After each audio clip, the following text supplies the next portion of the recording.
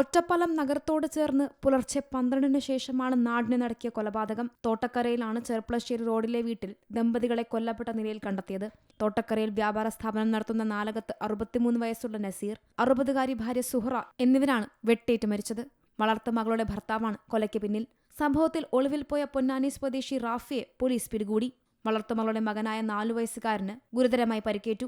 വെട്ടേറ്റ കുട്ടിയുമായി രക്ഷപ്പെട്ട സുൽഫിയത്ത് എന്ന യുവതിയാണ് നാട്ടുകാരെ വിവരമറിയിക്കുന്നത്. തുടർന്ന് നടത്തിയ തെരച്ചിലിലാണ് ദമ്പതികളെ കൊല്ലപ്പെട്ട നിലയിൽ കണ്ടെത്തിയത്. ഇന്നലെ രാത്രി ഏകദേശം ഒരു 11:57 വിട്ട് എൻ്റെ സുഹൃത്തുക്കൾ ഒരു കല്യാണ വീട്ടിൽ നിന്ന് മടങ്ങി വരുമ്പോഴാണ് ഒരു പെൺകുട്ടി അവരുടെ ചെറിയ കുട്ടിയുമായിട്ട് ഈ റോഡിൽ കൂടെ ഓടുന്നു. അപ്പോൾ അവരെന്താ കാര്യങ്ങൾ വെച്ച് കഴിഞ്ഞപ്പോൾ ഉമ്മാനും ഉപ്പാനും വെട്ടിയിട്ടുണ്ട്, ഞങ്ങളെ രക്ഷിക്കണം എന്ന് പറഞ്ഞു. അത് കേട്ടിട്ടാണ് ആ പിള്ളേരെ എന്നെ വിളിച്ചത് രാത്രി. ഞമ്മളെ വന്നു നോക്കണത് ഒരു പയ്യൻ മുഖത്തൊക്കെ ചോരുണ്ട്. അപ്പോൾ അവൻ വന്ന് എന്നോട് ആദ്യം ചോദിച്ചത് ഇതേലും സ്ത്രീ ഓടി പോയിട്ടുണ്ടാകും. അതൊന്നും എനിക്കറിയില്ല. അപ്പത്തിനും ഒറ്റപ്പാലം പോലീസിനെ വിളിച്ചിട്ടുണ്ടായിരുന്നു. പോലീസുകാർ വരുന്നുണ്ട്. അപ്പോൾ ഇവനിവിടെ കണ്ടു.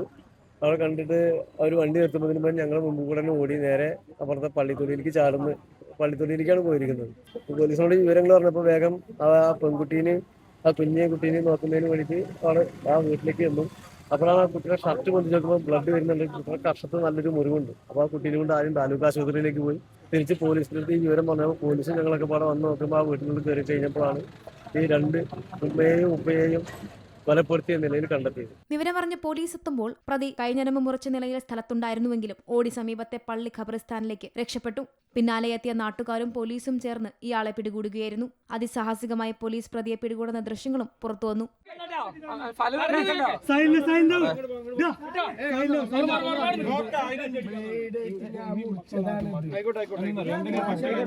4 വയസ്സുകാരനായ കുഞ്ഞിന്റെ അവകാശം സംബന്ധിച്ച തർക്കമാണ് കൊലപാതകത്തിൽ കലാശിച്ചതെന്നാണ് വിവരം.